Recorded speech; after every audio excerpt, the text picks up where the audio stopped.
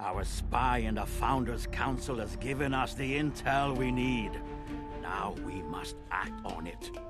The fascists are holding our only reliable pilot, Brother Nitscayev, in Sec Tower. He's in the infirmary. You all know what that means. Rowena will break him and kill him. We need Nitscayev to reach the outside world. He must be rescued. Wow. Security tower. This intel gets us in and out, right? Finally, we hit them in the heart. No more checkpoints, no more strip searches. They won't know what hit them. Hey, what's the matter? My brother. He signed up with security. What if it's him in my sights? Your brother should have known better than to side himself with those fascists. My brother is no fascist. Everyone in there made their choices. You hesitate for one moment. You die.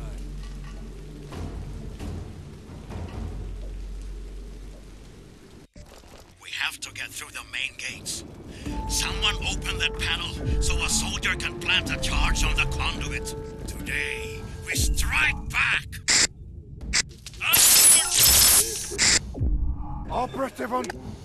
Hey guys, Lieutenant Dan here, and this is going to be part through of a Let's Play of Brink.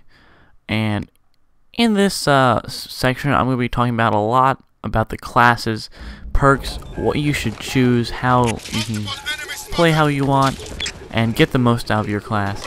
I'm also in the very beginning going to switch up my weapons a lot, so if you're interested in seeing some of the weapons, you might want to see that. There's the red AR. I think it's my favorite assault rifle. It only is 25 shots, but it is pretty powerful.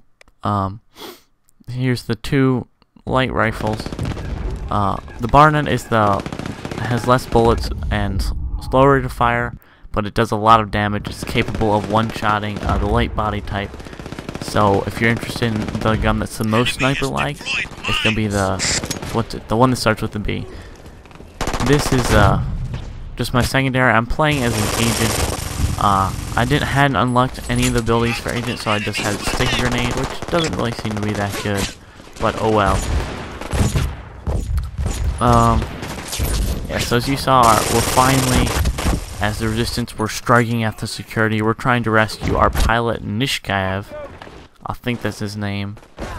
McNulty, by the way. I call him McNutty. That's like the guy in the fur hoodie who's always like, you guys should do this. I get down quite a bit in the beginning, but there is some pretty, I guess, stiff resistance, so whatever. Here I'm going to go change guns again. Let's see what I go with. The Carb SMG, which I've played since this, obviously, because this was, I recorded this like the weekend after Brink came out. So I've done all the challenges now, and you do challenges, if you didn't know, to get unlocks, and it's like you versus bots. I've done all of them on 2-star, except I think Be More Objective, and Be More Objective is ridiculous to do on 2-star, because each star rating, you get 1 star the first time you complete it, then you go back and do it again, I think, and the bots will be on a higher difficulty. And Be More Objective, it's you have to run from place to place and complete objectives first. You plant a bomb, and then you repair something. You have to switch to engineer and repair it. Then you have to hack something. Then you have to carry this like laptop of data and upload it, which is really hard because your teammates don't do the objectives and they don't really advance with you. So yeah, it's kind of difficult. But I did all of the other 3 out of the 4 challenges, so I have like almost all the unlocks. And some of them are pretty awesome. For example, on my secondary weapon, and you can have SMGs as a secondary, I put on muzzle brakes, which act like a silencer in that they reduce like your range and damage, but instead of making your gun silent and you don't show up on radar, they reduce the kick of your gun and the flash. The most important thing that I did with my secondary, though, is I put on a drum magazine, which doubles the ammo my gun has. So now my secondary has a 70-shot magazine. So yeah, if I ever run out of ammo with my assault rifle, I'm gonna be pulling that out. And this is my secondary. This it's called the Cross SMG, in my opinion. it's one of the better ones. But anyway, I'm gonna go and I'm gonna get this a bomb plant on this gate pretty soon. But I'm gonna talk a little bit about classes now. And the difference between, in this game you can play as a heavy body type, light body type, and medium body type. I was kind of interested in what the actual differences between those were. So, in terms of health, the light guys have 120 health, the medium types have 140, and the heavy body types, their health goes all the way up to 180 points. So if you're thinking about light versus medium, there's not really a big difference in health, except, so that's not going to be an issue. As for movement, of course, heavy is are the slowest and can only climb over things that are at waist level, while medium guys can climb up anything that's their entire body height. They can climb over it. Lightweight guys can basically climb over anything, and they can wall jump, which is, I don't know, it's pretty fun. Also, health bonuses. On the top left, you have your health bar, and you can get additional, what's called a pip, an extra, like, little bar added on.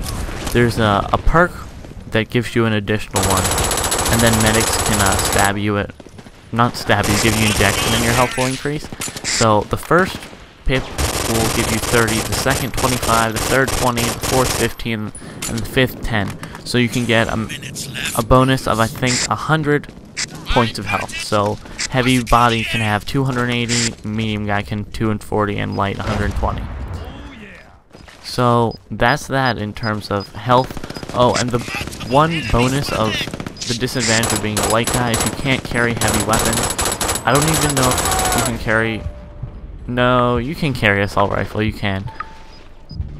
But can you? I think you can. But heavy guys can carry heavy weapons, so like grenade launchers, machine guns, miniguns.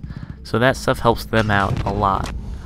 But they're not going to be really mobile, and that's a big part of this game, being mobile, being able to dodge and back out of combat. Also, what sets... I'd like to talk more about what sets classes apart, and what perks you should use. Because you get... Here's how perks work. Every time you level up, you get 1 credit. And each perk costs 1 credit, and there's different perks of different ranks, and ranks just means what level you are. So like rank 5 will be the better perks, but you should be level 20. Rank 4 you have to be levels 19 through 15, and like rank 3 is like levels 10 to 15 maybe.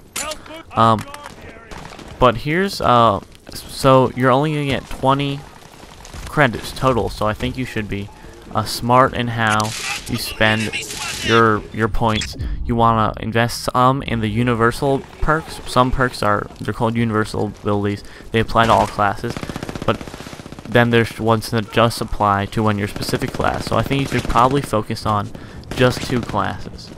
You can reset all of your perks, but it makes you go down a level. So I'm not sure if it's better to play till you're level 20 and figure out which classes and perks you like, or to go do it now and pick the good ones, but I'm going to try and help you guys out. So, here's the universal perks. Abilities. Grenade shooting, which allows you to shoot your own grenade midair. In my opinion, that's useless. Battle hardened. That permanently increases your health meter by 1 pip, so I think that's the first one you should buy. You should also buy supply increase, which increases permanently your supply meter by 1 pip. Combat intuition allows you to sense if your enemy is aiming at you, but only if they're not on your crosshairs, so I haven't used that. I don't know how it works, but I don't think that's useful. Sprinting grenade lets you cook and throw grenades while sprinting.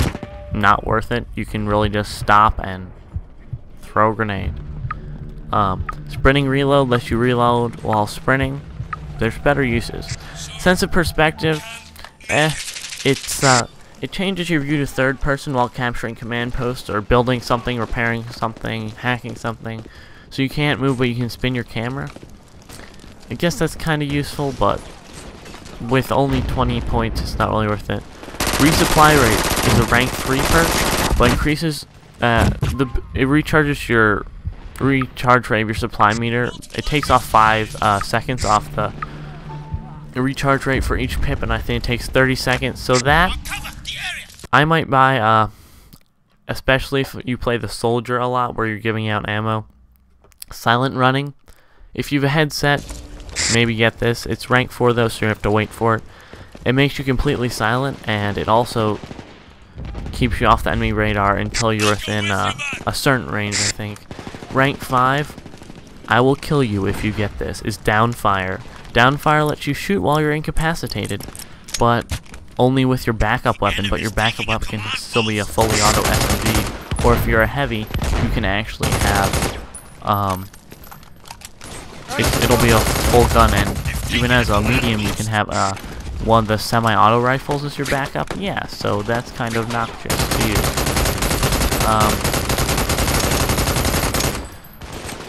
Let's see.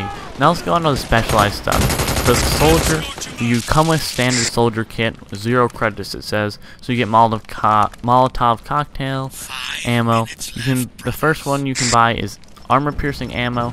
It doesn't actually boost your damage, it just makes your bolts 100% effective against enemies who have this buff, which is you can buff people as an engineer by giving them Kevlar armor, or you can buy it as a soldier. You can buy flashbangs, which actually are quite good, but I don't know. Grenade mastery allows speed up your grenade cooldown period. Grenades aren't really that good, so I wouldn't use it. Scavenge I've bought, but now I realize that was a mistake, because it lets you scavenge dead bodies, because it only applies to soldier, and as a soldier you can resupply yourself anyway. I would buy Kevlar vest as a soldier, which is a rank 3 one, because it makes you take less damage, obviously, which is useful in any situation. And I'd also buy rank 3 extra magazine, which increases the total ammo capacity. You can buy an extra magazine, which also goes to you when you resupply yourself. So instead of having 60 bullets remaining, you'll have 90. Frag Blast increases your blast radius, and you can also have a grenade damage buff. Satchel Charges is the final perk you can buy, which I would definitely consider investing in. I haven't used them yet, but I can imagine you can put 3 Satchel Charges down and explode them simultaneously, like C4 in COD. So I would definitely invest in that. So for Soldier, maybe flashbangs, Kevlar vest, extra mag, Satchel Charges, and then if you want to go armor-piercing ammo or something grenades, if you really like grenades, go for it. But remember, that's 4 out of your 20 points already gone.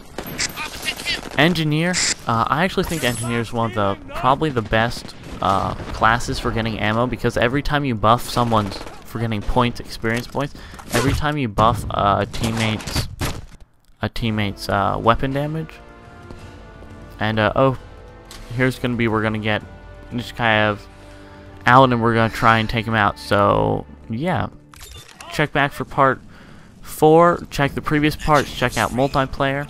Anyway, thanks for watching. Keep him moving.